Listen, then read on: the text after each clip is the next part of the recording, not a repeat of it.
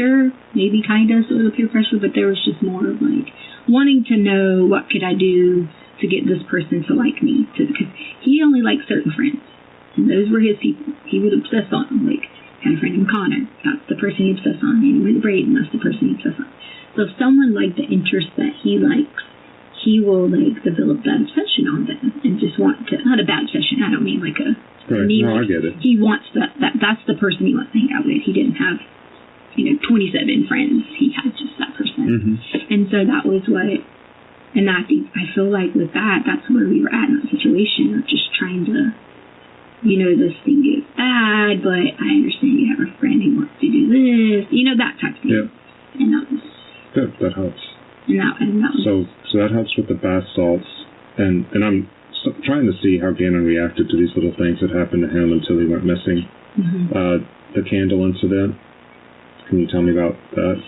Okay, so Gannon wanted to, I don't remember if he wanted to stay up 30 minutes. I can't remember. There was something he did that allowed him to earn some extra time. There was something he did. But Albert had grounded him from playing the Switch. So he wasn't allowed to, play a Switch or whatever. He was only allowed to, if he wanted to watch an extra movie or something like that he had earned. Right. Well, on the hike earlier that day, he was so helpful with me, and people think, sick and he's still whatever, but I have serious stomach issues and still have to operate. But he was so helpful with, taking care of the dogs and stuff. And I had told Gannon that, so like that Sunday is the day that Cody had passed away. Mm-hmm. So, I remember that. So we sat around and, we had, before we left, we were, on the sofa, and I'm just, crying, and he's like, why are you crying? And we're just, he didn't know who that was. He knew the name, mm-hmm. but not, growing up in, my generation to, know who that was. So we just sat there and, talked about it, and I told him, I was like, Kobe had all girls. And so, again, I started relating in the terms of being oh, that's, like me, I have all sisters, and so, we were talking about that, and then in between some of those questions might have been certain questions that led to what he was asking me about what went on at school in that thing, okay. in that talk. Right. And so that led into, on the walk, on the hike that day, about what we had talked about. So then that evening, I don't remember what he did, but I remember I said he had 30 minutes of something extra. And I knew it wasn't his Nintendo or things like that at the time, because he wasn't supposed to earn that back until the next day. And so then, I think I was upstairs, Harley wasn't there, because Harley had to work until, which I'm sure you already know this, mm-hmm. Harley had to work until, I think it was maybe 10, 15 years, so whatever. And then, Gannon had, I think, what was he doing? He was doing something, I don't remember. So I go back upstairs, then I hear the machine was saying, beep, beep, beep, is this someone who's coming in the house? Okay. So I put the code in thinking that the alarm thing went off. There was no doors open or, none of that stuff. No doors open. So then I go back where Lane was at, and I think she was faking sleeping, but not really sleeping. Mm-hmm. And then, but she had, the cover over her head a little bit. And so, she was doing, whatever. And so then I hear the thing saying fire. Does it actually say fire? It said fire. Okay. So that was the crazy thing, because I never had heard. I didn't know what. I thought it would just be like, right, like a siren. But I don't know if it was those detector things saying fire, or if it was the actual machine thing saying fire. But it was just fire, fire, fire, fire, whatever. So then I run back in there and I look and I don't see anything in the room. I don't see anything. And I look downstairs and I don't see anything. And it was still going. So I grabbed Lena. I'm going to tell you exactly wrong, but I'm pretty sure I grabbed Lena first. And I grabbed the dog. I gave her the keys. I think that's how it went. Don't quote me on that. But I'm sure it was in that order. Somehow. Yeah. And we run out to the truck. I feel like either open the door. I don't remember. Somehow they get to the truck. Okay. And then I run back downstairs, because at this point I already know that there's smoke. And so I run back downstairs. And we're back downstairs, and Gannon was awake, but not awake. You know how you can almost, be asleep, but not asleep type thing? And so he was in his bed? No. He wasn't in his bed. Where was he? He was on the sofa. On the sofa. Right. So he was on the sofa, and so like when I pull the cover, I pull Gannon with the cover, and so at this point in time, then I put the fire that's out. So what did the fire look like? It wasn't like huge. Where was it? In the carpet? On the sofa? I feel like it was on like one of the covers. On the covers? Was the cover on the sofa though, or was it on the floor? I don't remember. I just remember it was in a small location. It wasn't a big enough fire to like. What color was it? Do you remember? Was it yellow, red, orange? I don't remember what color. It wasn't in a color to like. I mean, it wasn't a color. Because I think blue burns the hottest. Then you have stuff. If stuff gets involved in the fire, you have a yellowish or reddish color. I don't remember. Don't remember? I don't remember. Can you show me how tall it was? Like, do you remember? I don't remember. It wasn't tall. Wasn't tall? I don't feel like it was that tall. I mean, but my tall might be different from your tall, so I don't want to say. But still, a fire's going to freak you out. Right? Yeah. So when I pull the cover, I pull him with the cover too, and we run out. Did you put out the fire or no? I know that we took the covers, both of us. When he sees what's going on, we took the covers and like we smashed down on the fire. Like on it, yeah, because. My only thought was oxygen, put it out. Right. That was all I could think about. Like, put it out, whatever. Did it take much? Sorry to interrupt.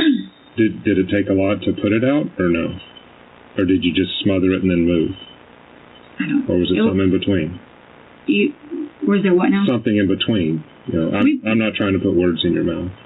Something in between? Like in between, just it happened real quick, or you had to fight it for a while? Or? Oh, it wasn't like fighting for a while. Like there was already a bunch of covers on the side that I had grabbed them all and put over here, which is why the whole thing was bottled with covers. There was like burnt covers bottled everywhere. So it was like stuff there.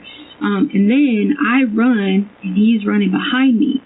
So as I'm running up, he like trips or whatever, but he's right behind me. Mm-hmm. So then I think I exit back out the garage, I feel like. So the truck was in the garage? No. It was out front. I'm saying front. like I think I exited back out the garage. Because I feel like I just ran back to that door. I'm not 100% positive. I know we ran out. Then Gannon runs right out behind me. And when I turned around and I'm saying something to him because I'm like, hey, because in my mind I don't remember if I had gotten the dogs, even though I had already I'd grabbed the dogs, and so like I don't remember what we were saying, but we were all in a frantic, whatever. He jumps in the passenger side, and I'm in the driver's side of the truck. Okay. Lena is in the back, and at that point we drive off. So we drive off for like a minute maybe, and then we drive back, but there's no gas in the truck. So was anybody burned from that? So Gannon had... You or Gannon? Gannon had little burns on his arms from that. And then, but at the time, Gannon always lays with like his, either it's like his underwear on or like something like that. So at the time when we ran out, I feel like, did he have a shirt? I don't remember if he grabbed a shirt or grabbed another cover when we ran out or whatever. But I knew that he had some burns on his arm, but I knew they weren't bad, like burns that were bad. They were just like if you peeled a little bit or whatever. Were they discolored then? Was his skin reddish, pinkish? What was it? Did you see it then? Or no, it was not till later that I really like paid attention and should have been like, okay, well, because I did later on on it, but she can ask about later. But okay. So like his arms, and then we get in the truck or whatever, and then we drive off. So then we come back. And so I'm, of course, I text Harley, I text Albert, what had happened. And I said, this is what happened. Tell Harley this is what happened. Don't panic when you come home. Because the house, at this point in time, we get back in, smelled like nothing but smoke. Mm-hmm. And so nothing but smoke at this point in time. And it was just like, I couldn't get the smoke out. Even opening up the windows and all those things, I couldn't get the smoke out. So that was. So what happened with these covers that you used to put out the flame? Well, the covers were either left there, because I remember getting some of the stuff, and putting outside in a trash can, which I even showed the people when they got there that I put it in a trash can. Do you guys have singular trash cans for each house there, or do you have a dumpster, or what? Really, like it's a big trash. It's just a big brown trash. One of the ones you wheel out and put by the curb. Okay. Yeah. So it was just one of those. And it wasn't. No one was like whatever, but we did want Albert to like come home, not necessarily come home and be for that, but we maybe like had upped it a little bit to Albert because we were like thinking, you know, like, oh, he'll be upset and like want to come home or, you know, like whatever, because he was like worried or you know, like whatever. So my message to Albert probably was a little bit like a little more over exaggeration, just because that was one. So when you say we, did you talk with the kids about let's get Albert home? No. We did sit down, and because when I was asking him, like, was this, you know, did you do this on accident? Was this an accident? You know, whatever. And so we were just talking about, you know, like the whole thing. Everybody was in one room. We were all in the bedroom at the time, which was our bedroom upstairs. Okay. So we were all in the bedroom upstairs, and it was just, you know, just talking and, you know, whatever. And I said, I got to let your daddy know. And then I was not going to tell him. That was the original thing. Was not to tell him. It was just to fix it and not tell him. Because then I was like, if I just do that, then we won't have to, you know, we won't have to worry about it. Right. But then that was just an opportunity to be like, oh, well, maybe Albert was like, well, I'll just come back home, or, you know, because it was hard, like, you know, always, all of us just there, going through all these memories and doing all these things without him, you know, like being there. No, I get it. So that was so did Gannon agree that was a good idea to kind of play it up a little bit? Did he agree? Yeah. We all were in like an agreement. So how did you play it up? Was the fire really not that big, and you made it like it was a big deal, or? Well, to whenever just we to get Al to say, hey, maybe I should get back home. When we were explaining it to people in general, like that was our whole like, oh my gosh, it was like whatever, like, because if you had my phone, you saw that like if the people that we messaged, we made it more of like a, you know, like a bigger situation, like than what it really was. And yeah, because I couldn't understand how a candle could make a big fire, because my wife lights candles all the time around the house, and if we knocked them over, and if you knock it over, kind of nothing happens. Yeah. I mean, it might singe the carpet a little bit, but I've seen the pictures, and I'm surprised that, you know, that much of the carpet was burned. Well, it was probably because, I don't know, but I know that we did go, like, push down on the carpet, and it was on the cover, the cover was wrapped up on him. Right. So, I mean, I don't know, like... That's what, I was just curious about the burn itself on the carpet, because that looks awfully big for a candle. I didn't even think that was even big. Was that really big? Yeah, I mean, that big for a candle, because, like I said, my wife, we look like a church sometimes with all the candles she lights. Yeah. We have dogs running around and kids. No, it was... So I was just surprised a candle could make, you know, a big black thing in the carpet that much, that it might have been held there for a little while. Yeah. Maybe he tried to set the place I don't on fire know or about... But see, the thing is, I don't know that Gannon would try to, like, purposely, like, set something on fire. I don't know. I know that he did tell me later that he thought that I was coming downstairs, and he was playing his game. So he was playing his game when he knocked the candle over? Yeah, so he did tell us, he told me and Lena and all of us that when we were all talking together, he told us that he thought I was coming downstairs, like, to catch him on his game, whatever. Oh, and that's why he knocked it over? I don't know. I don't know if he accidentally or thought, you know, whatever. I just know he said that he thought. But did he take any responsibility for knocking the candle over, or did it just say it happened, or what? No, he did say that. Okay. He did say that he had done it, that he had started it or whatever. And that's why I kept asking him, like, did you do it on purpose? That's what I'm curious about. Or did you, you know, was it an accident? He told me an accident. He thought I was coming downstairs. So, to me, sir, we could afford to buy another sofa and another carpet. Now, that's not a problem. Like, I mean, you're talking about, like, things that we had and nice things, but we can afford to buy that. So that was not a point of contention, and Gannon very well would have known that too. So did it burn the sofa also? I don't think it burned the sofa. Okay. I don't think it burned the sofa. I'm just saying, like, in general in the area, whether if it would have burned sofa, TVs, all that. Right. Did he light the candle? We could afford to do it. Candle, do you know? The candle was, he had already lit the candle because the dogs were, I think, had these like really bad farts and stuff. Okay. And so he had already lit the candle, which we allowed. Does he normally do that? Yeah, we allowed him to he could light the candle if he wanted to. He was allowed to open like packages that came. That's where I was telling you, Albert taught him how to use like the box cutter and stuff like that. He was allowed to do those type of things. As long as, you know, he was usually within reason, like, okay, I'm not going to go light, you know, the lines on fire, or, you know, like, or something like that.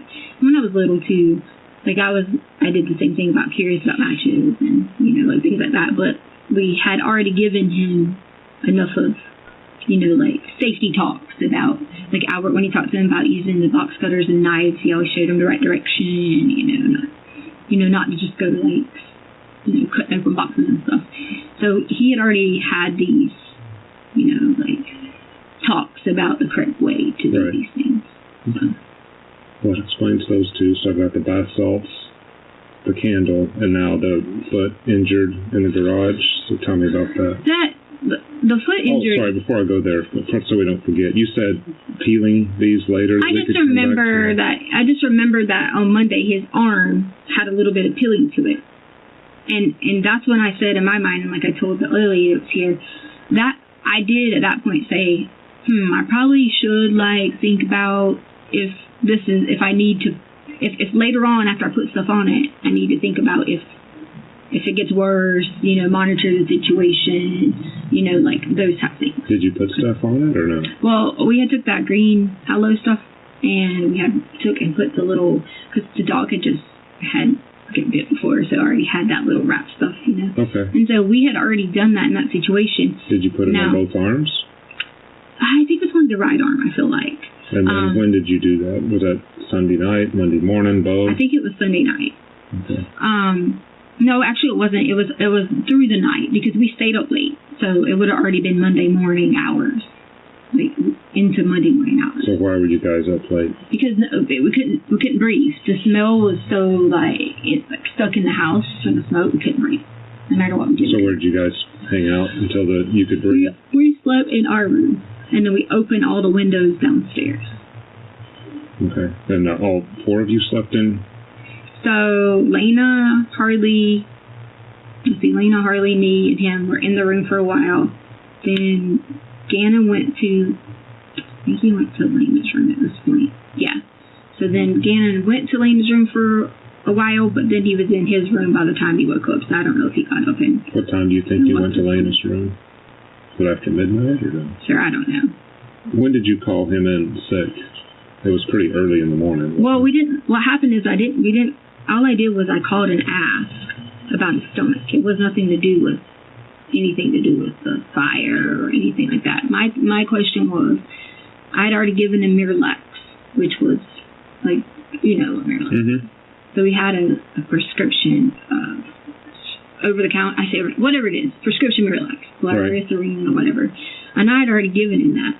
And so then I also had X-Lax. And I thought, you know, at what point can I not, like how much is enough, if I can't get him to pass this, at what point is there enough, or can I go ahead and do it like an enema, or like, Albert can tell you, I've given him an enema before, and like things like that, because it gets so bad, and they're just so big, and they get clogged up. So that was the concern about how to get him to pass that. Because like for me, I have to I can drink 10 scoops of Miralax, and it won't affect me at all. Yeah. And so I didn't want it to be where it was the squirts, and then also the combination is different in my stomach because, like I said, if I take 10 of them, I'm okay. So he's having the squirts and he started having those in the hike, but he couldn't pass that whole evening. Is that right? Right. He would get out balls, like big balls, but like couldn't get like the whole thing out. And that was sometimes when he finally gets one out, wasn't it? Or?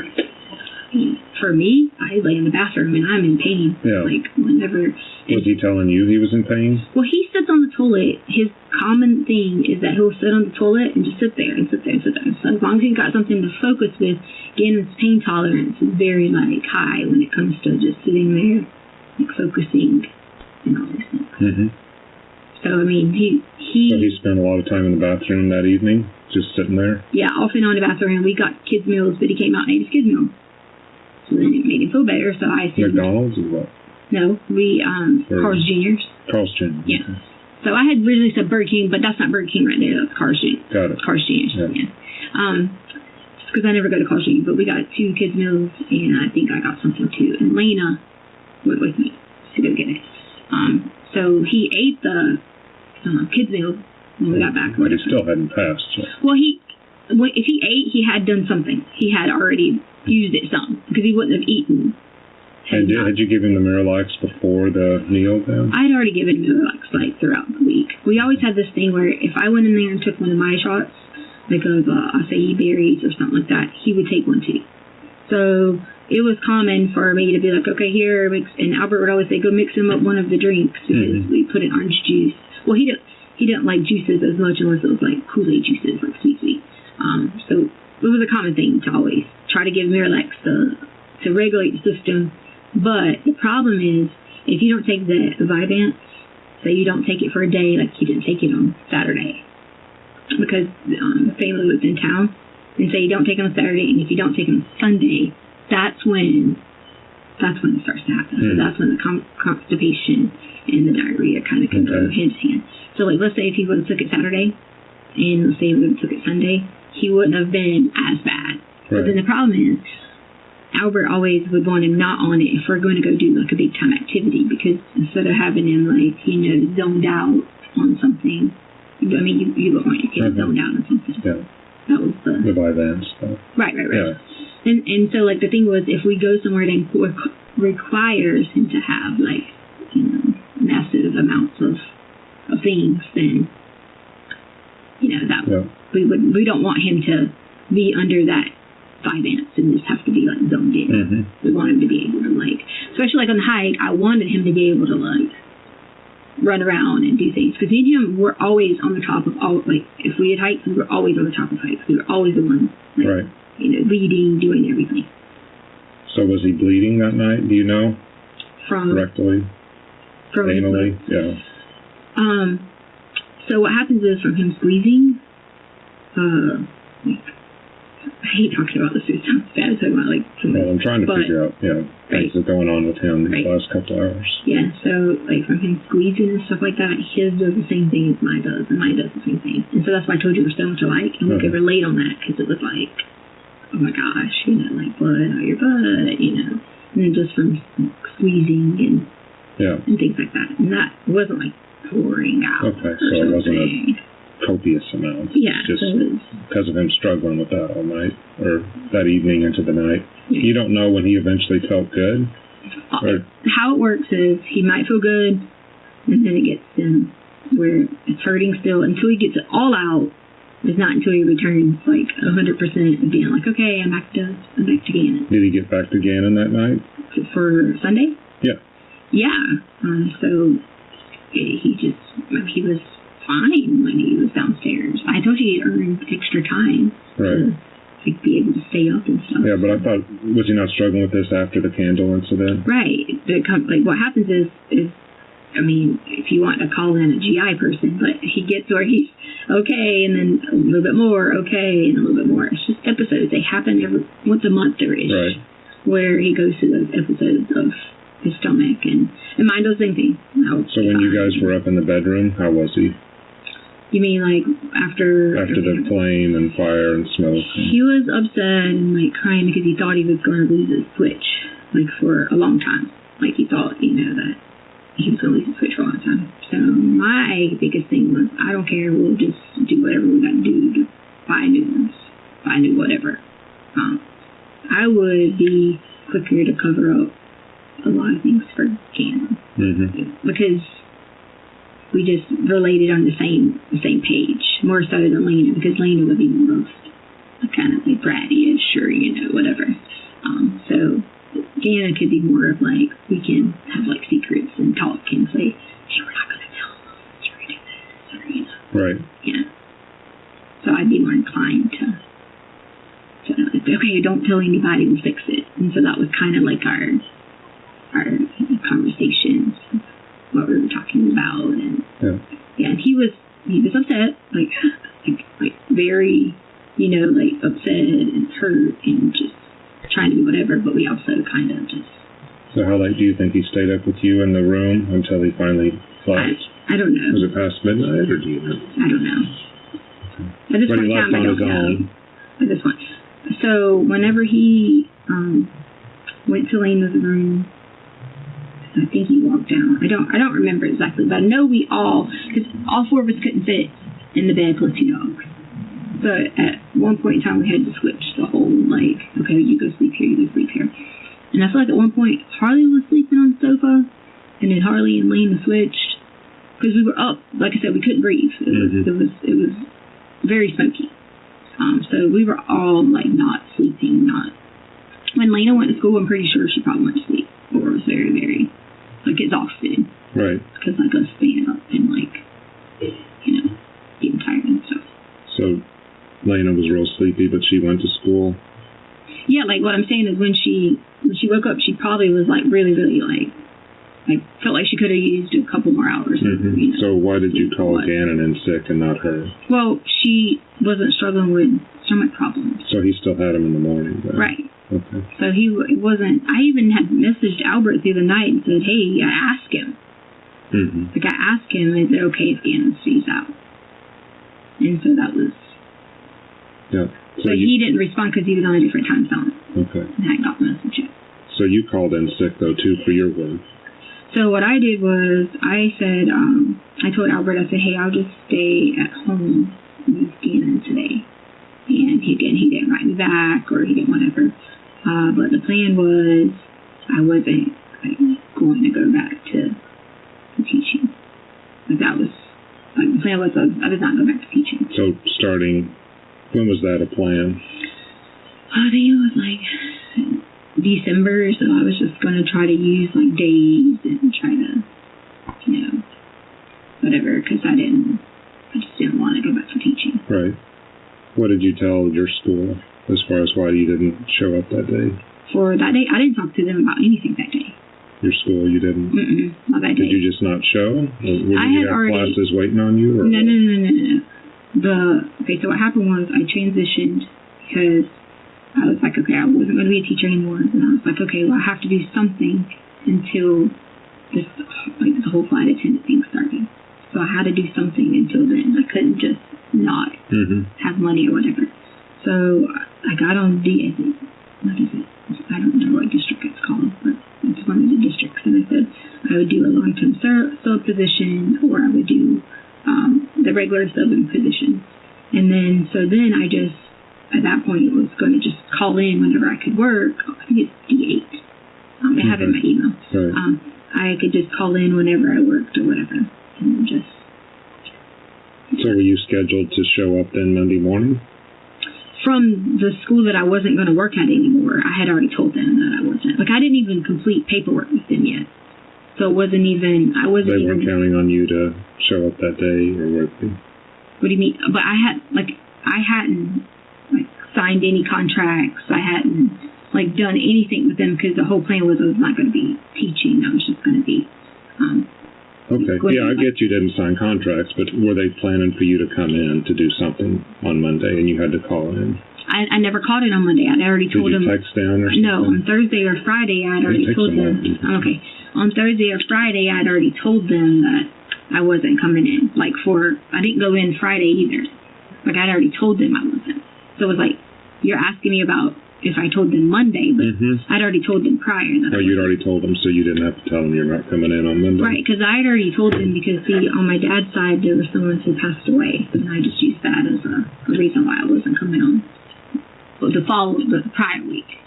Oh, okay. So that's, and then... How did they pass away? Well, my dad is remarried to my stepmom. Or my dad is married to my stepmom. And then on the first side of the family, she had cancer, so...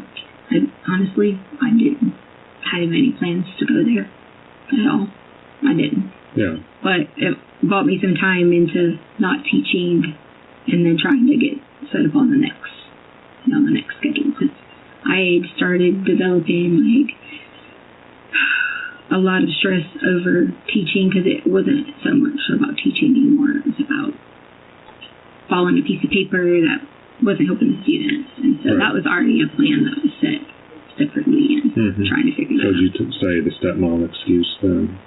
Did you mention stepmom for the week prior then, as far as why you might not be there? No, I didn't mention anyone. I just said I had a death in the family. I didn't say anything to do with our family or stepmom or anything. I just said we had a death. Were they okay with that? Yeah. Okay. I mean...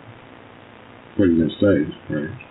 I mean... Death in the family, I mean, you can't... Yeah, and plus, too, I hadn't even done anything, like, with them. It was just, why would I even want to set myself up in a position to be teaching with them again? I just couldn't do it. I thought I could because I was like, if I do it, I would just, do it until, I could be on sub position or whatever, and I hated it.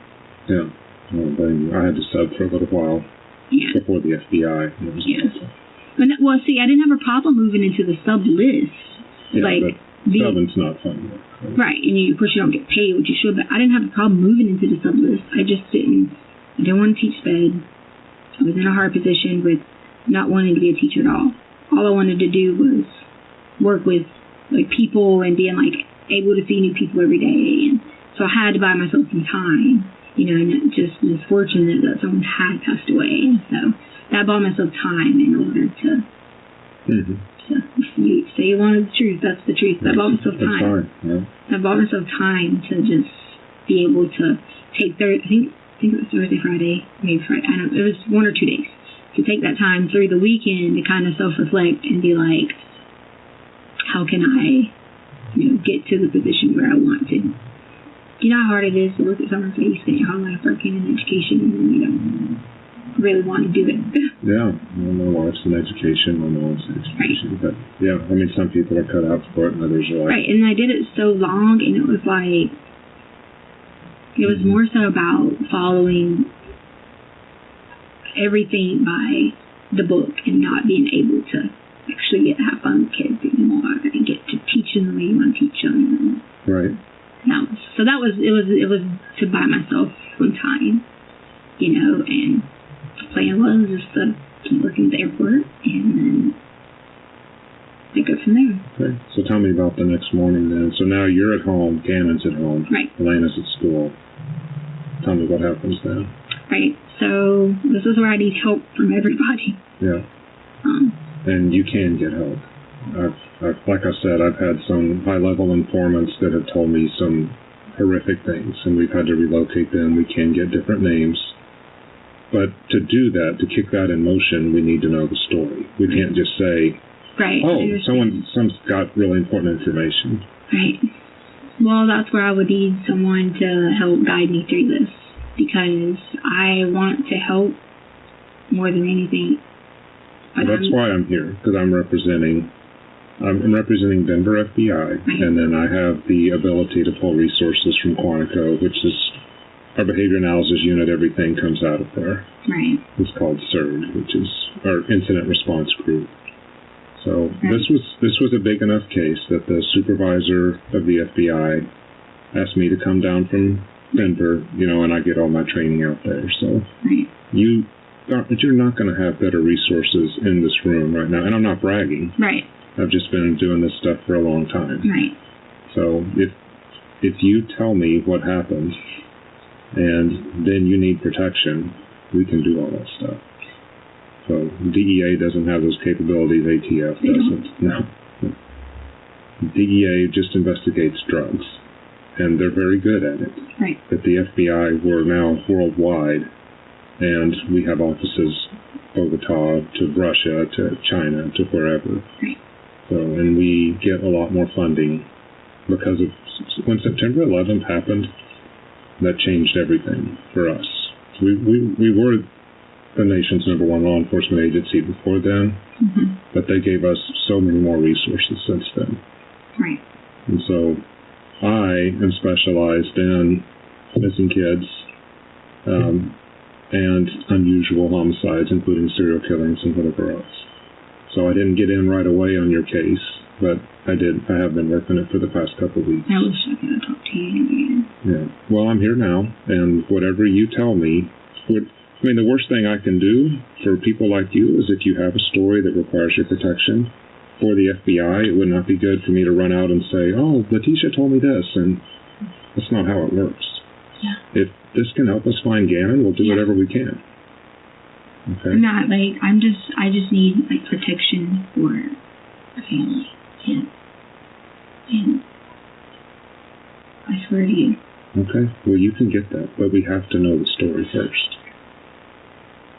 So how am I supposed to get help talking to someone first before we talk to you? Because I'm willing to do that. So here's your deal. If you need help, and if you want to go through the court process, that's fine. We leave, and then you work through the court process. But then it just becomes the whole focus of this, Letecia, right now you're the only one. You're the last one. You're the last adult with him. You're the last adult we know about with him. You have not told anybody anything else to lead us. We have been trying to work with Al to say, what is she saying now? Yeah. You know, and the Quincy Brown thing and whatever else. I was mad at him about all that. But a lot of it was keys to help you guys. But it should have just been... If I could have just reached out to someone to be like, I'm terrified for myself and for my family, then it would have been. And also what I can help you with can also help you with something else you might be already working into. Well, what is that? I'm just saying. Well, Letecia, you've got to give me something here to work with. If you want to go through the court process, like I said on here, the last question, if you want to stop at any time, you are more than welcome to stop and say... But it says you can have one present to talk to you. Yep. And that will kick in the court process and then we're done. Which is fine. And if that's what you want. Okay, but the whole... If you need protection and that sort of thing, I can't get you there without you giving me something. So...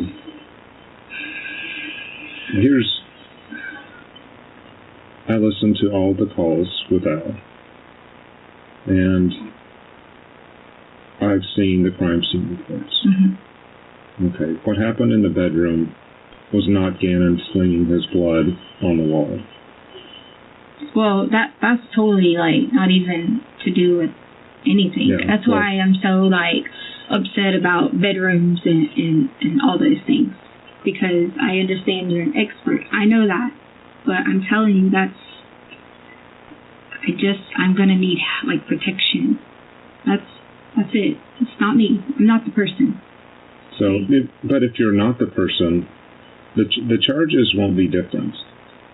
Okay, if you allowed someone else to come in and do the things to Gannon that we know happened to him, you're just as guilty. I didn't allow anyone, and I don't know of anything like you're talking about to be happening to Gannon. I do know that there's something I could tell you that can help you, or help me, help everyone. But I do need that help. Well, so let me tell you where I am. Okay. Like I said, I've been 23 years with the FBI. For the last 20, I've been working violent crime. And I've worked some of the worst cases. And it's kind of messed me up a little bit, to be honest. Right. Seeing what I've seen. Okay. And I worked 20 years of bank robberies. Mm-hmm. So, I always thought that you were going to have, I'm the FBI, I'm the good guy, bad people go rob banks. Right. And that's not how it is. Right. I've had to help arrest other FBI agents, police officers, people from the church, school resource officers. I mean, it doesn't matter what you do. Mm-hmm. And on the other side, some of the bank robbers, one of them came out after serving a 10-year sentence, and we hit it off just fine, even though, we were on opposite sides of the fence. The thing that I have seen, though, throughout is when something very bad happens, people think they can't recover from it. And I do not think you are a bad person. I'm not. That's why I'm here. No, I don't. I've seen bad people. And I know you told people that to get them to help you. No, I'm not. I would not have this approach with you if I thought you were a bad person. I think something bad happened. And I think that what I've seen a lot, whether it's you think that you can get out if you do this or this or this. That's where you are now. And you're hoping that one of these things can save you. They're not going to be able. What do you mean? What were you talking about? Someone's not going to be able to save me? There was nobody else there. Okay. We've looked at the alarms. We've looked at the motions. We've looked at the detectors. The alarms are already covered up. The alarms were already covered up. Yes. Okay. But sir, I'm telling you, what you have is not you. I know you say you wouldn't sit here and say this to me if I wasn't whatever. I'm telling you, it is true. I would not and did not. Would not, did not. And with you guys having my phone, I would have thought that you would have had some of the apps looked into. Now, I would have thought that sometimes when I talked to Albert, you might have listened to them all or whatever. It could have been some help and indication on the apps. I really did. Because I couldn't come at you and just tell you if you say there's somebody not involved.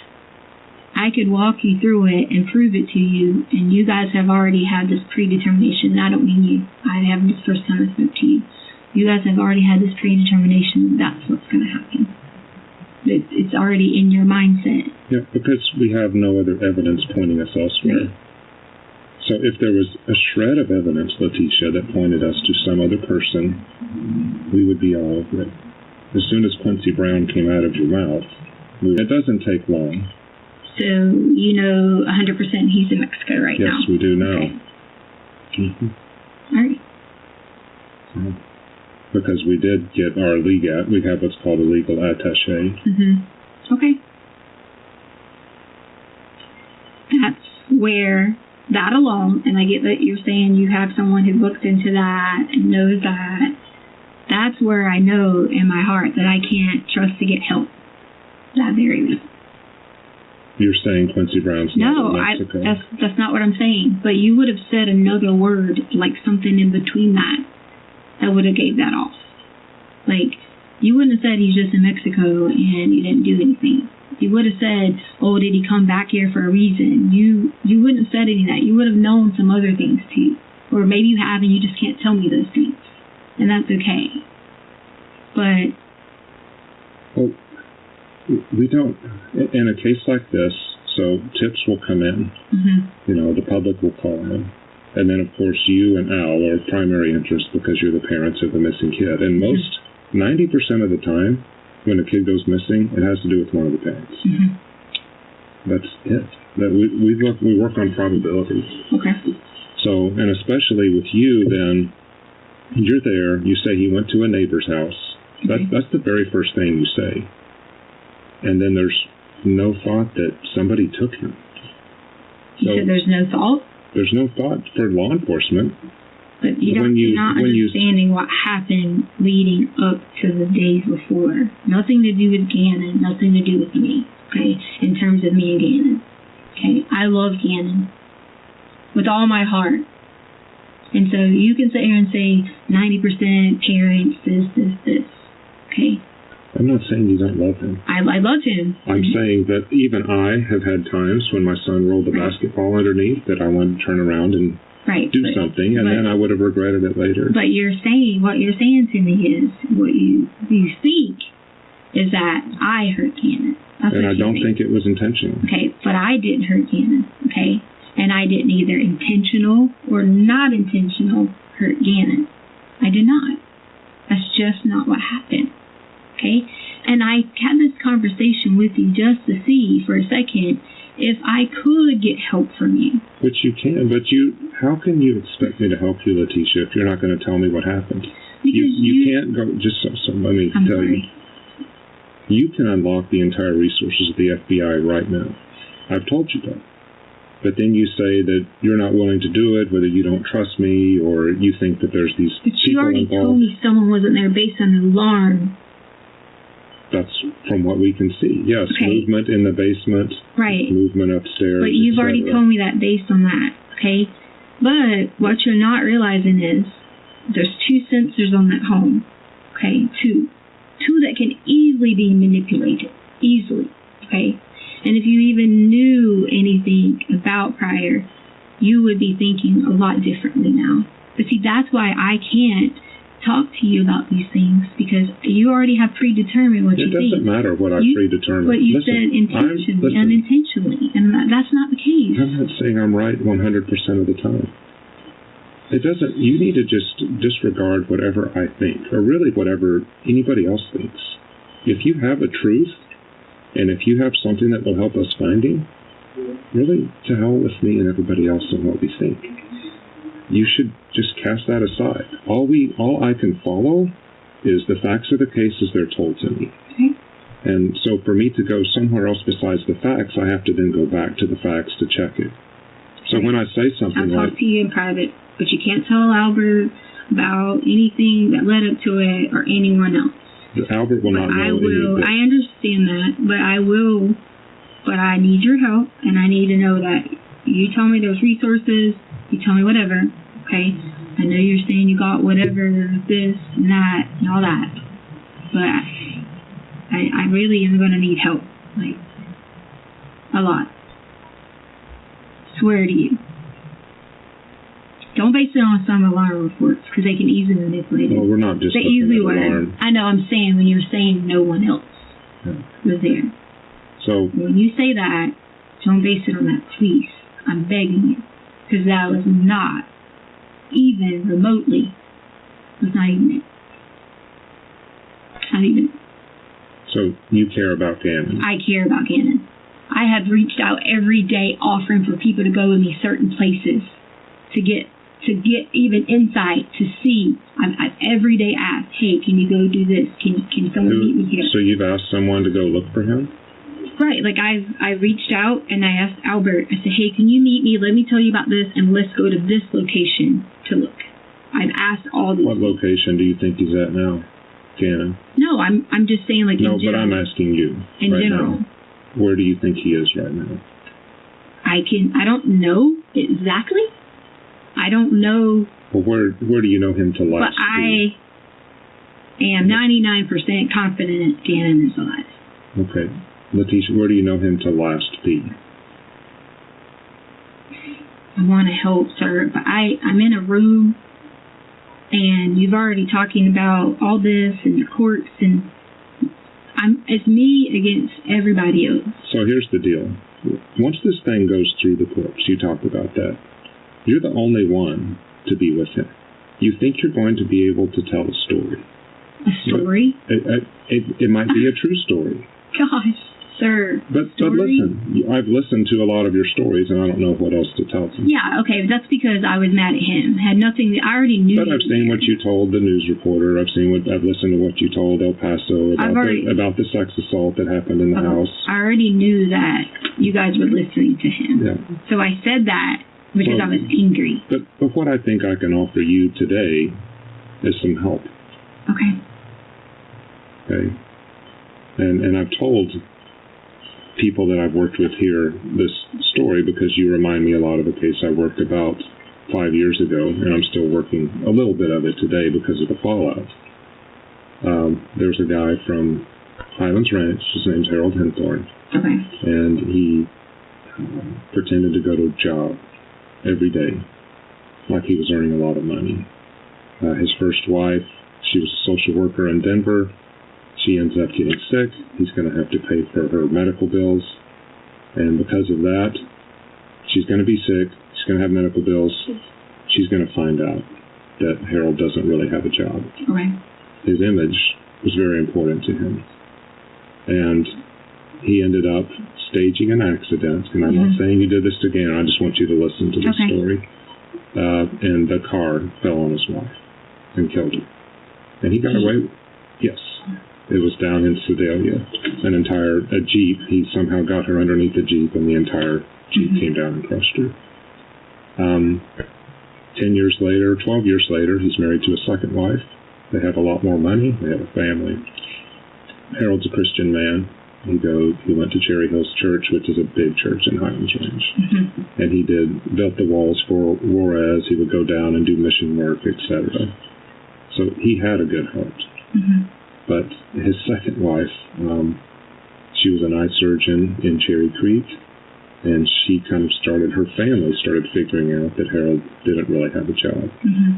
And he actually dropped a beam on her head at a cabin, not trying to kill her. We don't know what that was about. But she stopped the oil checks coming in to Harold, because Harold basically he was collecting the family's oil checks. And then she ends up falling off the cliff in Estes Park. And you can't prove the difference between a push and a fall. And I found this out going into it, because if it happens in Estes Park, it's a federal crime. Okay. So Harold stood to inherit $6.5 million for her death. And he was just fine coming out there, but Harold told different stories to different people. Like from his church, he would say Tony was his wife. He said Tony was clumsy, she wasn't paying attention. Tony was looking at turkeys, she just ran off the edge. Tony was this, you know, and that really hurt him in court. Because what happens later on is Harold's thinking, oh, I was just saying this, you know, because, you know, maybe she was doing that, maybe she wasn't. Right. Instead of saying, this is what happened. Right. And he also said, I didn't see her when she fell off the cliff. He said, I was just looking the other way. Really? You're looking at her the whole time, and then the time that she's off the cliff. You know? And so I'm looking at your story, the ones that you've told to Al, the ones that you've said in the media, of hitting your head. When you hit your head, you didn't see what happened. And then when someone else takes Gannon, or when he's riding a bike and he hits his head and stuff like that. Riding a bike. I just told you I was saying that to Albert because I was upset that he wasn't listening to me, that I did not hurt Gannon. I don't think you intended to hurt Gannon at all. Sir, there's no... No, I'm not saying you did. Or he hurt himself. Something bad happened in his room. No.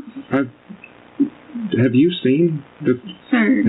You helped clean it off the wall. Sir, we know that. This here, what you're talking about is completely irrelevant about the whole thinking mad, whatever. Tell me about, if it's irrelevant, Letecia, help me.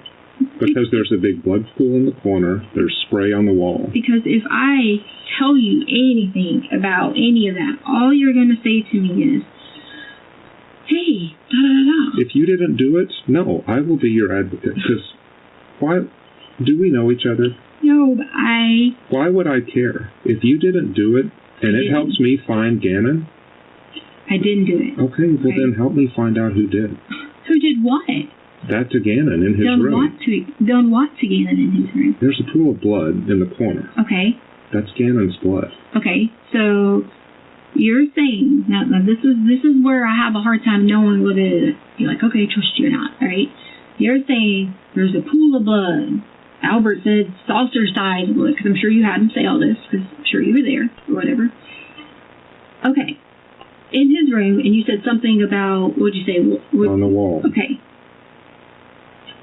Then, if that's your whatever, your expert advice, or there's whatever. There's more blood. Okay. Then, where do you think that I had any involvement with Gannon, and where did he go? That's where it has to click at some point. And that's what I listened to you do that to Al, to where you're making him guess what happened to Gannon. I don't want him to guess. Well, no, you're asking me to guess. No, I was asking a question, sir. I wasn't trying to get you to guess. I was just saying in general, asking a question. I want help with people understanding. I tried to give any insight, help, clues, anything, but I can't, because they know my daughter, everyone, my family, my mom, everyone. And you can think that... But right now, Letecia, I mean, you can go down that road, but it's not going to save you in court. Because you're the last adult with him. So, and nobody else... Just let me try to protect you. I'm not trying to hurt you here. This is actually protecting you. If you don't tell us where to go investigate, then nobody's going to investigate for you. You're the last adult with him. You told a lot of lies about all these injuries from his foot. I didn't tell lies to you or to any police officers. Did a sex assault happen in the house? I didn't tell any lies to you or a police officer. Okay. So we don't have anybody to chase though. If we don't chase you. Do you understand? But if you chase me, okay, and you do this to me, people are protected because you guys aren't going to protect everybody else. People are protected. Okay. We can protect people. We can protect you, family, if this is involved. Now, I've worked South American death groups. I've worked gangsters. I've worked organized crime. Mm-hmm. None of that stuff rings true with what happened here. I mean, how is a very organized gang going to come into a house in Colorado Springs? Who said a house? Why does it have to be in the house? See, that's where he last was. Oh. Are you going to make me guess where he was then? No, I'm telling you. You're not going to listen to me. See, you already just said that his last was in the house. But see, you're going back to you care what I think. You shouldn't care what I think. I do care what you think. You want to know why? Because I care about how people think of me because I am not that kind of person. That's why. And if you can point me to a different person, then I can help you. I gave hints before. But don't give me hints. But the thing about it is, if I gave you hints, you automatically took it in an approach of thinking, oh, well, we already looked at the alarm system. No, that's not how it works. So think about how much we've looked at you over the past month. Okay. You give me a new name, or Quincy Brown, or whoever you want to throw, we can do that same sort of microscope. Because in here I even have what you entered in your phone, the stuff that you've entered and deleted, like blood is spurting from an arterial bleed, direct pressure not controlling. Do what? I didn't look this up. It's from your phone. Blood is what? Spurting from an arterial bleed. No. Well, somebody did from your phone. I don't like my stepson. No. I don't like my stepson. Should I get a divorce? I'll stalk cheating. I'll stalk Instagram. I'll stalk cheating in Colorado Springs. Catch I'll stalk cheating. How to get blood out of sheets. Out of sheets? Mm-hmm. I want immunity. Oh, the blood out of sheets was because we always had always nosebleeds. If I ever looked at blood out of sheets, it was nosebleeds. And I figured it might be something. I didn't ever look up anything about an artery or something unless it went from something else. It's on your phone. And I never looked up anything about my stepson unless someone else did it. The reason I brought up gangs is you looked up, I want immunity because it was gang related. And this sounds like, find me a new husband, find me a rich guy who wants to take care of his kids. The new husband is just because Albert already knew that was about the lady Debbie Sherrill who wanted to find a new husband after 35 or something. He picked me about Amazon. And like a lot of these can have nothing to do with this. It doesn't. I get it. Can I spray paint wood? Spray paint wood? Well, we always spray wood. Yeah. I'm doing all the work for my stepkids and their mom doesn't help. Oh, that bothered me. Yeah. Yeah, I don't blame Oh, yes, because I wanted them to be mine. Like what about me to be their child. Hit and run? You Googled a lot on Letecia and traffic accident, hit and run. I didn't hit anybody. No? What was that? What date was it? I don't have a date on these. I was downloading stuff as I was coming on the plane. Yeah, no, I don't. My husband wants a divorce. My husband wants a baby, but I want an abortion.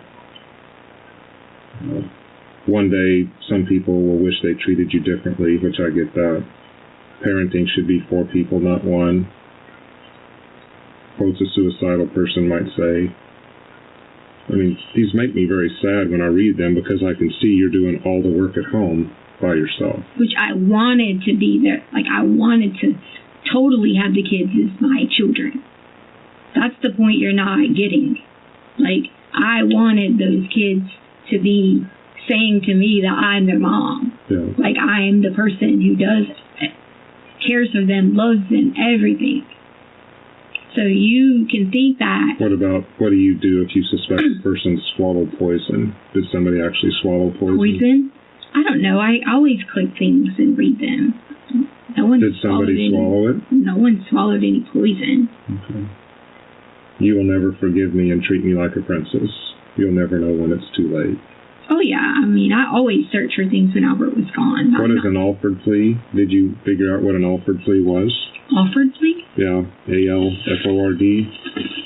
I think someone asked me that, and I probably searched it. Do you know what it is?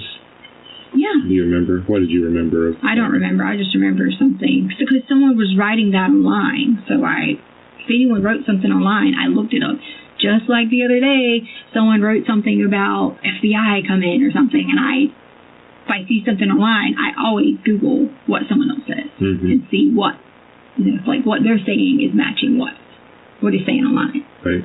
So I did that completely. I do that all the time for everything. So if you're not willing to go with who took Gannon, can you at least tell me what injuries he suffered? The true ones. As far as the cut foot, was that a legit injury? Yes. And where did that happen? So he was outside in the garage, and when he was outside in the garage, he was running to go help me take the trash out, come back and help me get stuff out of the car, and then he stepped on something, which I left the blood there. I left it, because Albert said don't touch that fine wood or African wood, whatever kind of wood it was. What did the piece of wood look like? It's just, I don't know, like a board. Okay. And it's still there in the garage? I had to drive over them all the time. So I always had to drive over the pieces of wood. Right. But you didn't take that out of the garage? It's too big. You couldn't have fit it in anything. You couldn't have fit the pieces. The long boards that were in the garage, you could not fit. I left. So there was the piece of board that I threw in the back of Albert's truck. And then there was the two long boards that were sitting there. So the board that was about like this size, and the board that was the long boards that were sitting here. I left the long boards because that was supposed to be the fancy wood, and I didn't want to ruin it by trying to get the blood off of it. The other piece of wood was the wood that I threw in the back of Albert's truck. And what was that one? There was a bunch of pieces that were laying around that from that night, from us running through there. It was like little pieces. There was a piece about this size, maybe a couple pieces. But and you threw it in the back of the truck? That bigger piece? Well, you said bigger like this. It wasn't that big. Okay. Yeah, it was cheap wood. I knew it was not the wood that he would be freaking out over. So from Sunday, he did hurt his foot from Sunday. And how badly was it bleeding? It wasn't. I say Saturday, I'm sorry. From Saturday. Albert had just left, to drive to the airport. He wasn't even gone long. Mm-hmm. He had just left to drive to the airport. Okay. So did it require a Band-Aid? Gannon, whenever he always does something, he tries to be he's not like Lena where he's like, oh, I need a Band-Aid or whatever. Gannon would literally walk around with toilet paper in the middle of his toe, and it would have blood or whatever, and just run everywhere to his room or whatever. Yeah. So what did you do on this occasion? We literally took the paper towel, that's what I just told you about the toe, and put it in between them. So it was in between his toes is where the injury was? No, it was wrapped here. Okay. We had it wrapped. And I don't remember if we got a Band-Aid, to be honest. This is what Gannon... So that doesn't sound like a big injury. Well, it wasn't. It was blood. There was no big injuries. I left it on the wood because I said, I'm not going to clean his fine African wood. What did it look like on the wood? Drops? Streaks? Well, what I did originally was I was trying to take water to do it, but then I realized if I put cleaner, then that wouldn't do anything but cause the wood to damage, because Albert always wanted to build things with all this wood that we bought. And if I use those pieces of wood and all that stuff, then, Did you ever use that shop vac to clean up anything out there? No, I never used the shop vac. The shop vac was never, I couldn't even move anything with the shop. Anything that would have been used with the shop vac would have been Albert, other than the times that we brought it, which would have been weeks ago, and we did spring cleaning or fall cleaning around the house, in the corners, and that type of thing. Okay. So that would have been the shop vac. There was nothing I ever did and vacuumed up something with a shop vac. Right, that helps me. I'm just asking. Like any of that. Right. There was none of that ever happened. So the burns on the arms weren't that bad. The cut on the toe or the bottom of the foot wasn't that bad. So we still were able to go hiking. He was able to still go hiking. It was bleeding on the board. But we not never after that, not all over the house, that sort of thing. Well, he had the piece of paper and went down to his room. Yeah. Like wrapped around the foot. So, I mean, if anything, there could have been drops of blood or something, but no. What about the wound to the head that you talked to Al about? So, Albert was like trying to get me to say whatever, because I'm sure you guys are having him do that, and I knew that's what he was doing. So, Albert was trying to get me to say that, like talk to him about, like wounds or whatever. So I threw out some stories to Albert because he was making me so upset, just like everyone not understanding that there's an intervention portion here, and there's someone intervening in this, and that's where people didn't understand or want to say anything. So I just started rambling stuff to Albert, and I even said to you guys, "Hey, I know you're listening," and it was just to be whatever. But do you know what that sounds like, though, to a dad who's missing his kid? And then you say, and the previous head wound happened to where it was blood running down his face and that sort of thing, and it's, had to bandage it up. And well, I don't remember saying anything about bandaging up. I think you said Quincy Brown tried to bandage it up. Oh, because he was making me mad about something, yeah. I was going to say, I don't remember me saying I did that. But. So, he did suffer a head wound, though. Head wound? Yes. Okay. Head or neck. Okay. And that is what caused the blood there. And so, even if you choose not to tell us where Gannon is today because you're too nervous or whatever else, we would like to know where that was on him. So if we find him on our own, if you've given me the clues to go find him, that sort of thing, where was that wound? Gannon is alive. He's alive, fine, but where was that wound? Was it his neck or his head? I don't know anything about a neck or head.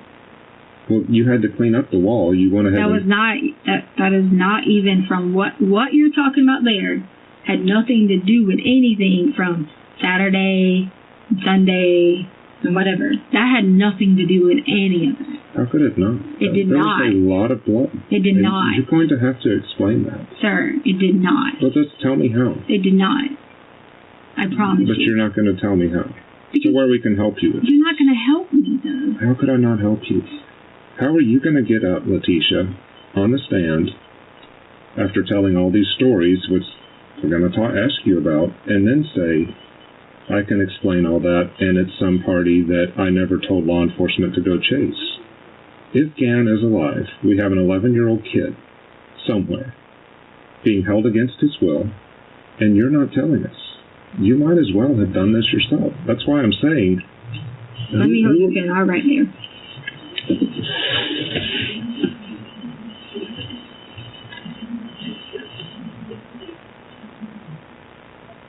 Oops.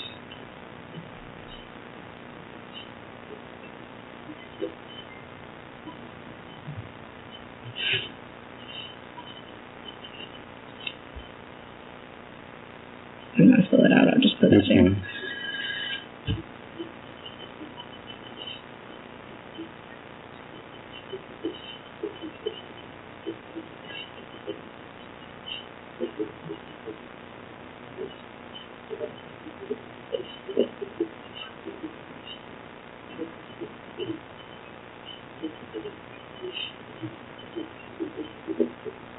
Here you go.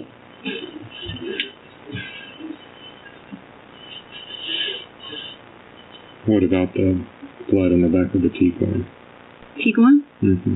The only blood would have been in the back of the Tiguan when we opened the car up. In the car, we were sitting there to do his foot. There's nothing to do with this. There's too much to be no. just a toe. No. No, sir. That is absolutely not true. That was where we were sitting on the back of the car when we were unloading the stuff. We were sitting on the back of the car. There is no, no, sir. Mm-mm. There's plenty in the garage, though. But there was nothing in the garage. There was plenty of times that everybody worked in the garage. Had nothing to do with... Not everybody. Gannon's not working in the garage and bleeding all over the place. There was nothing about bleeding all over the place in the garage that had to do with anything. I'm telling you, what you're asking me is completely, totally different than anything has to do with. Do you know what this looks like? Say you're telling me the truth. Again, please don't care what I think. Say you're telling me the truth right now. That Saturday had nothing to do with him disappearing and being gone for over a month. Do you know what that looks like for you? It looks like I'm in the middle of a situation that I need help getting out of. But you're not willing to tell me how to help you. So now you're saying that Gannon had a really bad head wound on Saturday. No, I didn't say that. That's not what I said. The head thing was Saturday? Right. And amount of blood there? No, that's not what I'm saying. I'm saying what you're talking about completely different than what you're saying. Correct. Yeah. Yeah, but this doesn't look any better for you, because now you haven't told Al that he has a head wound. You haven't called the hospital. It wasn't like that. It was not what well, then you have to tell me. I mean, you don't have to do anything, but... It's not what it was like, sir. Had nothing to do with me. It's not what it was like, sir. Okay? So did someone else injure him on Saturday? That's an easy question. You don't even have to tell me a name. Did someone else injure him on Saturday? I wanted to meet friends, because I didn't have friends. Okay? So I wanted to meet friends. Okay. Albert ever tell you about any of these apps he had me to go on? Mm-hmm. See, that's where this is going to be whatever, because you're not going to take my version and my side of it. Right, but Letecia, let me stop you. If you help us, I will take whatever version you tell me, and I will actually prove it. That's all I do. Is I don't chase. I am wrong most of the time. Do you have a way to pull up apps? Do you have a way to pull up the stuff on apps? Do you have that? We can do that while you're here, yes. Okay. Well, I'm saying, you said you have this. Yes, we have ways to pull up apps. Okay. What app? How do you have ways to pull up apps? We have technical people. I'm not a tech person, but we have plenty of tech people that are super smart to do it. If you tell me what to do, we can do that while we're talking, take a break, you can go to the restroom, whatever else. We can solve this thing right now. Why come I just can't talk to you without a bunch of people watching me? Then we can talk right now. Yeah, but come on, there's people here. Yeah, what do you want me to do? You tell me what you want to do, and I will have you do it. I want to talk to you, to tell you about leading up to anything. I want to talk to you because I want you to find Gannon, and I believe in all my heart you will help me. Not lie to me. I will help you. Not try to say, oh, you're telling the story and throw me somewhere. Okay? So is he alive? Let me finish this and I'll answer your question. Okay. I understand what you're saying about federal versus local, whatever. Okay? So the first thing I'm going to want to talk to you is that I don't want anything said before held against me if I provide you with 100% the truth to help you. That'll work. This is the first time we're talking, and it's for a reason. You haven't talked to the feds yet. Right. So if I can, I don't want to be sitting here with all these people watching, because I want you to listen at exactly what happened and go from there. Okay? Okay. And that's not, I know you're trained to do this and interrogate people and all this. I want nothing more than for Gannon to be okay. That's all I want. I promise you. That's all I want. Okay. That's it. And I will take whatever resources, whatever help you want me to go do, even if it means to take myself in the middle of somewhere where someone wants me to go to get him, to make sure he's okay. I would do it. Because I love Gannon. And I love my family. And I love the ground that everybody walks on. Albert, Harley, Lena, Gannon. That is my family. Okay? So, I know in the end, you might think you got whatever by this and forensics and whatever. And I'm not arguing any of that. Very smart to know that you're a smart man. You're not stupid. But I need the help, the resources to not be attacked anymore. To know that something on the stupid app was a silly mistake. Okay?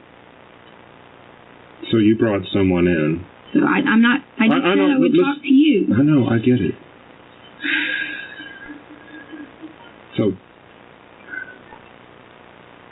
I'm representing law enforcement from Colorado. I understand. Okay.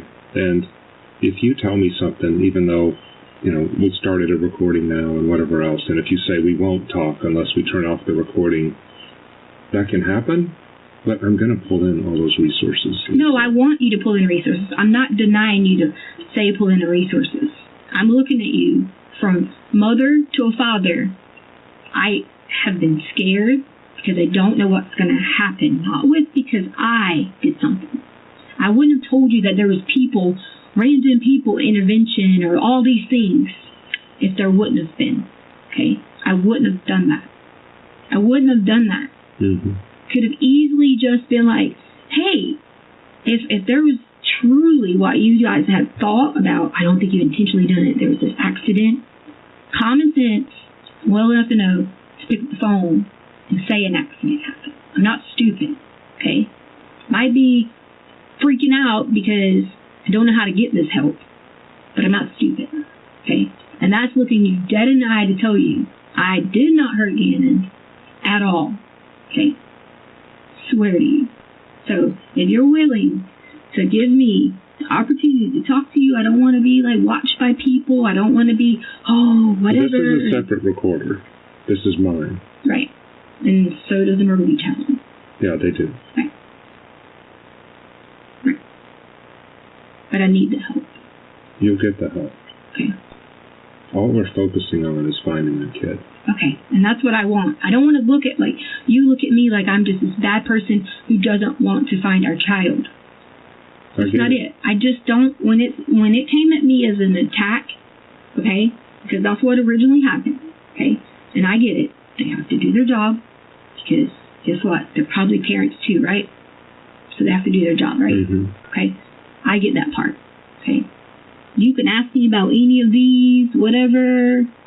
I'm sure it was something I saw somewhere, and I never looked up anything about some stepchild. I've looked up how I haven't got help, and how I wanted help, and how I wanted to be the person that they always were. Well, I didn't even want them to go home. I didn't even want them to have to go to their mother at all, because I had to see the pain and agony Albert went through, worry. So you're going to take my character based upon. No. Whatever. That's just part. Listen, when a kid goes missing, we don't only look at the person, we look at the entire neighborhood, we go through people's closets, everybody's lives is turned upside down. And I'll tell you right now, if any of this is since then, of course I've looked at what people said. If people said something about the FBI, I Googled FBI. Again, you worry too much about what we think. If you will get us there, we can protect you. Okay, so then I talk to you. And I don't talk to Myrtle Beach Police Department and all these other people. I talk to you, and I explain to you. Okay? Because you already saying you are charging me with something. It's already been charged. Okay, that's what I'm saying. You're already saying that. Okay? So, how do I know that when I give you this here information? But that's what this recording does. It protects you. Because I've already told you, we will do this. We used to not record things, but we do now. And the only people sitting in there is the district attorney and some of the El Paso people. Myrtle Beach has nothing to do with this. They helped us find you. Right. So they have to be involved in this. I understand that. Nothing against Myrtle Beach. Myrtle Beach is not in on this. Okay, well... If someone else took Gannon, we can find him. Here, and I don't like that. I want to be able to have emotional, raw conversation. Let's do it now. I can't. I mean, we can't go anywhere. Where do you want to go? Because I know people are sitting there. Nobody's sitting there. Okay, someone's watching from there. They are in the other room. It's the district attorney. Do you want me to tell them they can't watch? No, I want to talk to someone in a raw, real conversation so you can see truly in my heart the situation. That's what I want. That's what this is. No, it's not, sir. But how can I make Who is it? The district attorney from Colorado? Yes. Yeah, see? Come on. I can ask him to leave the room. No, it's not about leaving the room. It's about I'm asking for, instead of going through all, this, whatever, sitting here wasting our time or whatever, I'm asking just to talk to you. Because I'm taking your word that you're going to help me, and you're going to provide the resources from wherever you said you have them. Before I do that, let me ask you some questions, okay? Because this is our investigation. Right. You're taking all these trips up to Palmer Lake. Multiple trips. Different cars. Renting a car. Okay. How are you not involved in this? First off, I didn't ever get the drive to rental car anywhere. Because immediately once we, let me go ahead and correct on this now. Once we got the rental car or whatever, the National Guard was there. Everybody was in the house. We went in Albert's truck the whole entire day, going to Come and Go and all these places. So I never drove the rental car anywhere. And it's already been corrected from budget about the rental car situation. I had to get that corrected yesterday. I never even drove it anywhere because I didn't get to. So whatever GPS you get from the rental car, it never was driven by me anywhere but literally up the street, back. I didn't hardly drive it anywhere. So there was no rental car driven to any kind of places at all. The only time I went anywhere in the rental car might have been maybe 40, 50 miles. I don't know, no more than 100 miles, counting there and back. And that was just driving it through the day because I went back to get my car. But you're the only one at the PetSmart. For what? We can see the video there. Not in a rental car. No, I'm not saying rental car. I'm just working through this to say if someone else is involved. Okay. It's only you there. What the PetSmart has nothing to do with this. This is Monday, though. Yeah, but the PetSmart has nothing to do with this at all. With Gannon's disappearance. And that's where the whole entire thing is that's where I just said, I know I'm not going to be able to trust you. Because you just immediately went to the PetSmart. Well, I went from the rental car, said, so what? But I'm trying, the reason why my mind is going there, it's going to where do we have video? What did we miss? If there's someone else involved. And did you not see me completely freaking out, like, at the PetSmart? Did you not see that? No. Did you not see me walking back and forth at the PetSmart? Okay. So. Yeah, but we can't interpret your behavior as what if Gannon's hurt in the back of the truck? What if Gannon talks to someone? We don't know why you're freaking out. If Gannon was hurt in the back of the truck, you already have the truck too. Yeah. Do you see what I'm saying? That's not even remotely even the case at all. It's not even remotely the case at all. But we don't know because there's no Gannon to tell us. Does that make sense? Trust me, I want Gannon to be able to tell you. Because I know he would walk right in that room and tell you that I would never hurt him and did not. Guaranteed. Doesn't mean I've always been the perfect step-parent. Doesn't mean I haven't fussed with people. Doesn't mean I haven't been stressed or whatever because I never wanted them to leave and go to this place with their mom. That's a fact. Complete fact. I begged and begged and begged for them to stay with us. So until you realize that as my character, you're not going to realize to be able to help me. But I've already said, from what I can tell, you don't have any violence in your background. I'm not violent. I don't hurt people. Yeah. So I'm willing to chase. You have a lot of resources right here. But you just sit and told me though that the Petco, we've already seen the video. There's no one out there. But we don't. Again. You saw the inside of the video for Petco. Right, and we saw the parking lot. Okay. But we can't see inside the truck very well. Okay. All right. You're 100% saying you can't see inside the truck very well. Okay. But you didn't see anything else at Petco or whatever. That's right? not me. Okay. So when I say we, well, my job, my job is not to look at all the video. Okay. We have everything in a case like this. I told you a bunch of leads come in, etc. And we have someone review Petco and tell us we saw nothing, or we saw this, or we saw that. I don't have time to do all that stuff. Right. So when I say me or we, I didn't look at the Petco video myself. Okay. But it became a point of contention when it's completely irrelevant. Completely irrelevant. Yeah, but...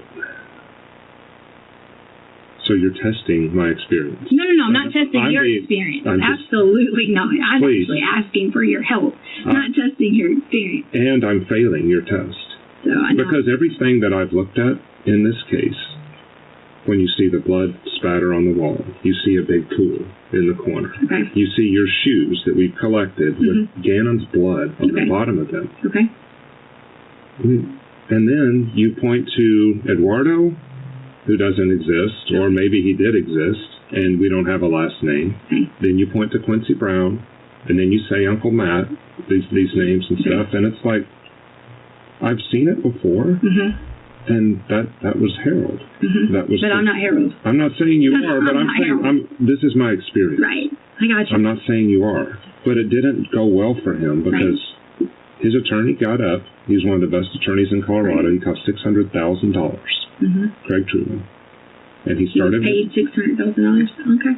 With his dead wife's money, and Craig got up and said, "Harold is not a murderer, but he is a liar." Right. And that's what I was worried about when I first got the case, because they asked me to come in and work that case because I had worked other cases like it. And Harold's just sitting there all confident and whatever else. Please don't say this is you. I'm just saying this is my experience, because Harold told all these different stories. But when you start out with your defense attorney saying, my client is a liar, he's just making up crap. That's to the victim's family on how Tony died. That's to his friends at church. And all of them got up and testified, these are the different ways Tony died. Again, it's not good. But he might be today. You don't know that if someone is willing, if this, whether it's related or not, the head thing, if someone's willing to hold a kid for 30 days, how are they not willing to kill him? Can I ask you something, or can I say something? Yes. Even if the scenario would have been me just going to go talk to the lady here, and telling them, hey, this is what happened. This is who did it. I know that he was hurt by someone. You know what the next question you're going to say to me? Who was this person? And all I'd say to you was, well, can you help me figure it out from this app? Or can you help me figure it out from this? And you know what you would say to me? Oh, yeah, sure. Right? That's exactly what you would say to me. So, finding unless I can take you directly to where Gannon is, safe and sound, that is the only way that you're going to be like, oh, okay, wait, she was telling the truth about something. So this person is telling you that he's safe. So that's the only thing it would have been like. I've even asked y'all, or I say y'all again, I mean, you're I get it. Hey, please help. Why isn't there a reward? Please. You're not understanding. Like, I have begged that completely. Like, day in and day out. Begged it to let me. I still don't understand, Letecia. The thing I don't understand is you're a good person. If you're a good person, why would you not trade your life for Gannon's? I do. I want to trade my life for Gannon's. But what you have to also understand is not just my life. If it would be just me trade my life for Gannon, I would be totally okay with that. Now you're talking about more than an individual. No, I'm talking about talking about other people in the family. I'm talking about involved in this. You're talking about more than one person, because there's no way one person is going to take out multiple people if they talk. I never said someone was like multiple people. I never said it was anything. But how can you be so afraid of one person? Because of any actions that could be taken to lead up to why you may know this person or why you might down there now. Is he law enforcement? Okay. Or something that has more power than you would think? Sir, I want to help, but I need protection. I told you, I will give you protection. And I'm saying this with attorneys listening to me say this. They'd be rushing in the room right now saying, you can't promise her that, but I can. Okay, well, who can? Who can promise that? Do you want to talk with the district attorney? Sure. Okay, I'll bring her in. Do you need to go to the restroom? No. Okay.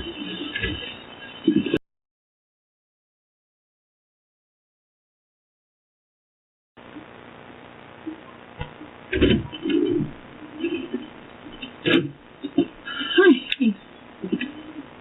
I'm with the district attorney's office.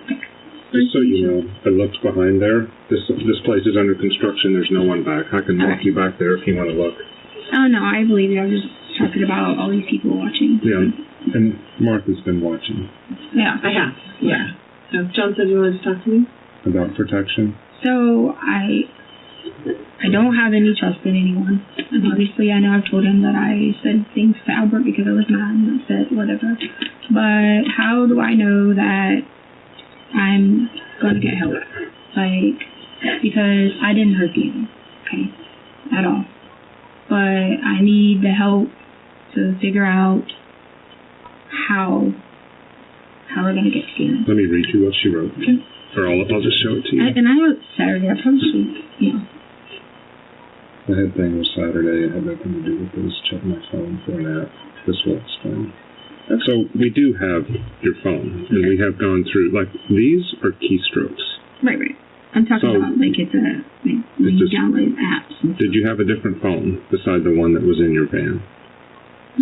Did you have another phone? Like a second phone? Yeah. No. It's the same phone. It's the same phone? Yeah. No, not the same phone. You guys have the phone. That was just someone else's phone. Okay. Yeah.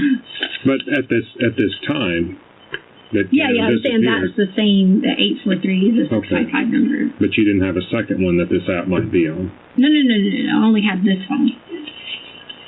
So, and let me explain, Martha. My understanding of what Letecia's asking is, how does she know, since I've said, if there's a bad guy or guys out there that did this to Gannon, that she can tell us where these guys are, and she's concerned for not only her safety, but the safety of her family. Right. And how can he asked me would I trade my life for Gannon, and I said yes, but I said it's also other people. Like, how do I know that everyone else is not going to be involved? Like, you know. And how do I know that you guys aren't just trying to be like, whatever, if I walk you through anything or can help you with anything, I don't want to be just thrown somewhere, like, being like, okay, well, you didn't tell me this, and I want to be able to help you and work together because I'm sure you have kids or grandkids or whatever. I do. I don't want to sound like I'm cold-hearted and I'm just tired of being like the person chased instead of being able to have someone to actually have compassion to help me. Well, I was a little bit confused when I was watching it because John talked about how they're the FBI and they're the premier law enforcement agency that could protect you, could protect your entire family. And if Gannon's alive, Okay. I can't make you any promises. Right. Because obviously there's a lot of information that you have that we don't. Okay. So there aren't any promises. I can't come in here and promise you anything regarding the court case or the arrest warrant or your involvement in it. Okay. But I can tell you what the number one priority is. Right. And it's to find Gannon. Right.